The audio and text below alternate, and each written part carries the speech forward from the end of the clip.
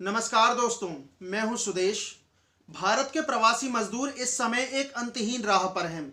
लाख सरकारी दावों के बावजूद भी इनका पलायन रुकने का नाम ही नहीं ले रहा है। यानी इनको वो बुनियादी सुविधाएं ही नहीं मिल पा रही हैं जिसके ये हकदार हैं। बुनियादी सुविधाओं में सबसे पहली मांग तो भोजन की आती है।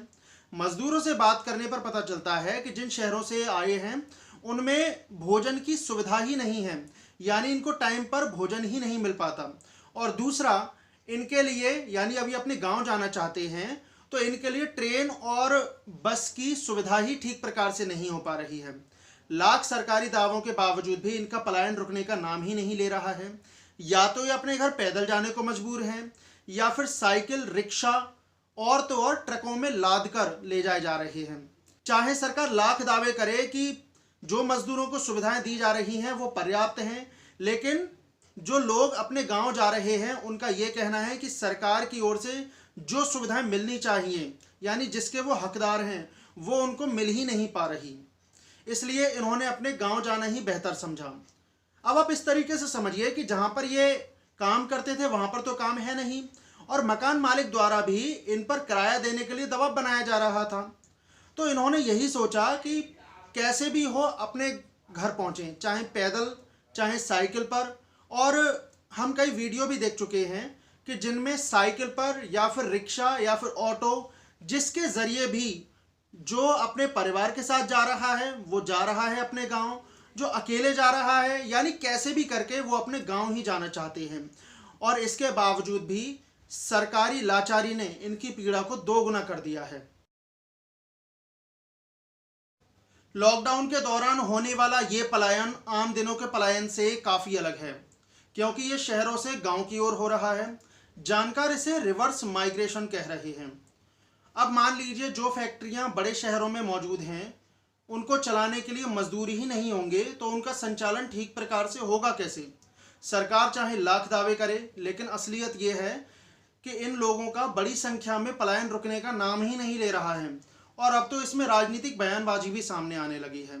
आप इसको इस तरीके से समझिए कि कांग्रेस पार्टी की ओर से 1000 बसें मुहैया कराई गई थी ताकि जो मजदूर हैं वो अपने घरों तक ठीक तरीके से पहुंच सकें।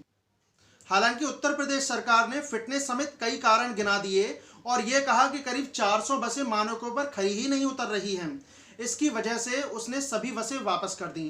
प्रियंका गांधी और कांग्रेस पार्टी की ओर से यह कहा गया कि जो भी बसें मानकों पर खरी उतर रही हैं कम से कम उन्हें तो काम में ले लीजिए। हालांकि जो हुआ दुखद हुआ।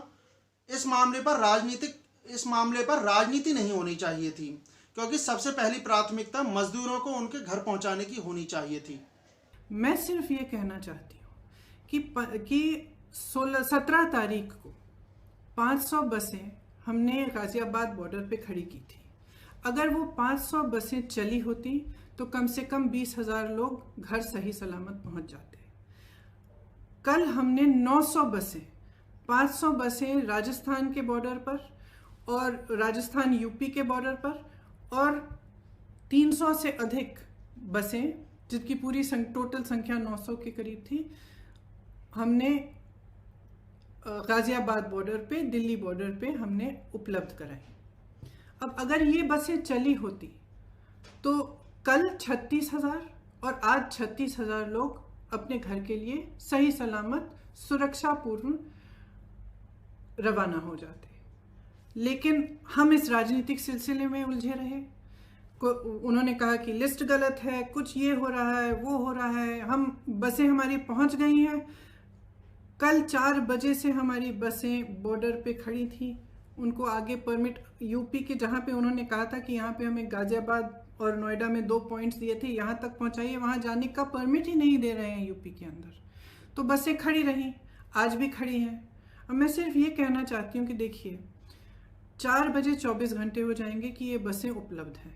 अगर आपको इस्तेमाल करनी है तो इस्तेमाल करिए, हमें अनुमति दीजिए। आपको भाजपा के झंडे लगाने हैं, इन पे अपने भाजपा के स्टिकर लगाने हैं तो बेशक लगाइए, बेशक लगाइए।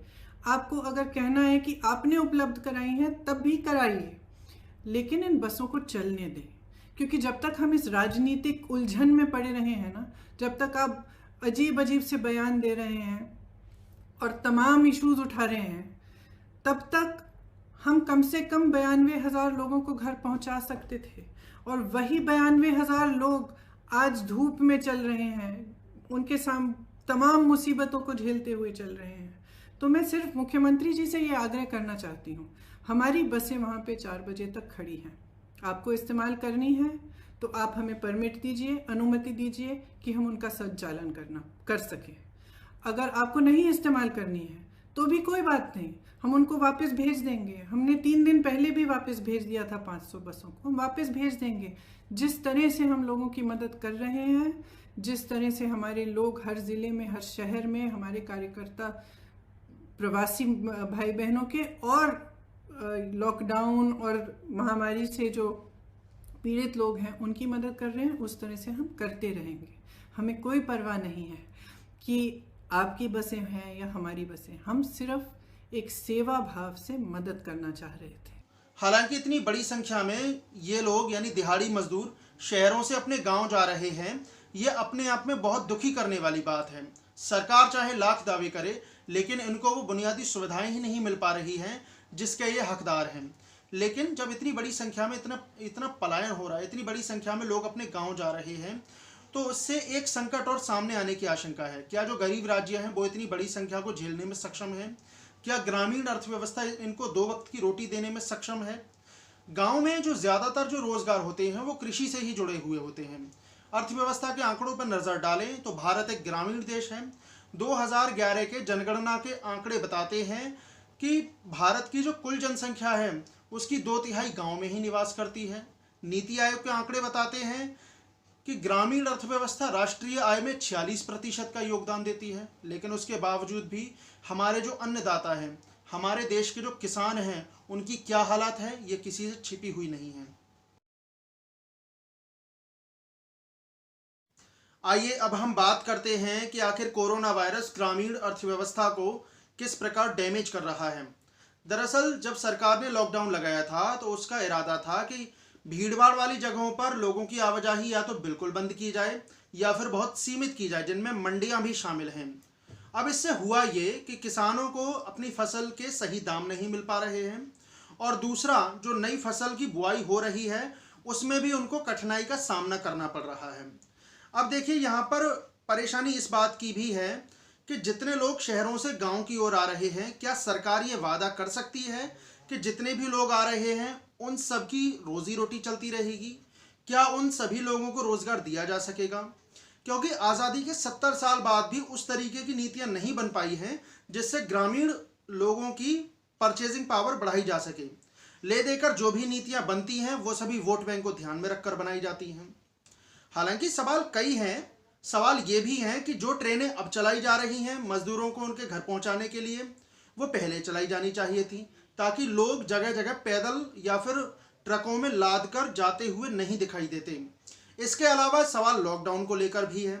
जब पहला मामला भारत में जनवरी में ही सामने आ गया था तो लॉकडाउन लगाने के लिए मार्च तक का इंतजार क्यों किया गया?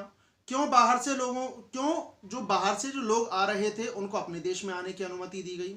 हालांकि सवाल कई हैं। जाहिर है सरकार को इस पर एक व्यापक रणनीति के तहत काम करना होगा, और हम उम्मीद करते हैं कि जो भी सरकार प्रयास कर रही है उसके सकारात्मक असर दिखे, ताकि इस महामारी के असर को कम किया जा सके। CMIE के आंकड़े बताते हैं कि देश में इस समय बेरोजगारी दर 24% है, जिसमें सबसे ज़्यादा संख्या दिहाड़ी मजदूरों की है।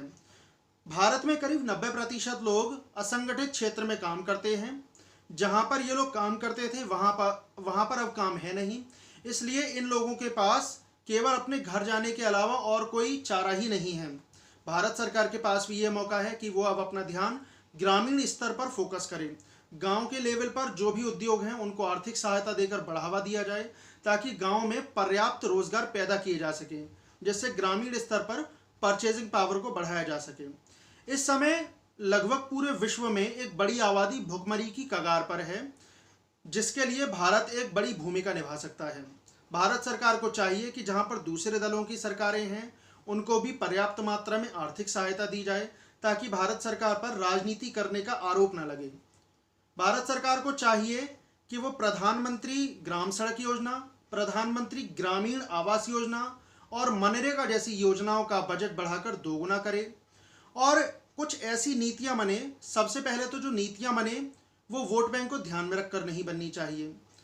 गांव में जो भी स्मॉल एंड मीडियम एंटरप्राइजेज हैं उनको बढ़ावा दिया जाए, जैसे हस्तशिल्प है, हथकरघा है, कुटीर उद्योग हैं, इनको बढ़ावा दिया जाए ताकि ग्रामीण स्तर पर पर्याप्त मात्रा में रोजगार पैदा हो सके, लोगों के हाथ में पैसा आ सके। हालांकि ये काम कठिन जरूर है लेकिन असंभव भी नहीं है। मौजूदा संकट को देखते हुए इस तरीके के कदम उठाने जाने चाहिए ताकि भविष्य की जो भी चुनौतियां हैं उनके लिए तैयार हुआ जा सके। दोस्तों, आपको ये वीडियो अच्छी लगी हो तो आप इसे लाइक और शेयर करें। आप मुझसे कुछ पूछना चाहते हैं या मुझे कुछ बताना चाहते हैं तो आप मुझे कमेंट भी कर सकते हैं। इसके अलावा आप मुझे ट्विटर और फेसबुक पर फॉलो भी कर सकते हैं। बहुत बहुत शुक्रिया।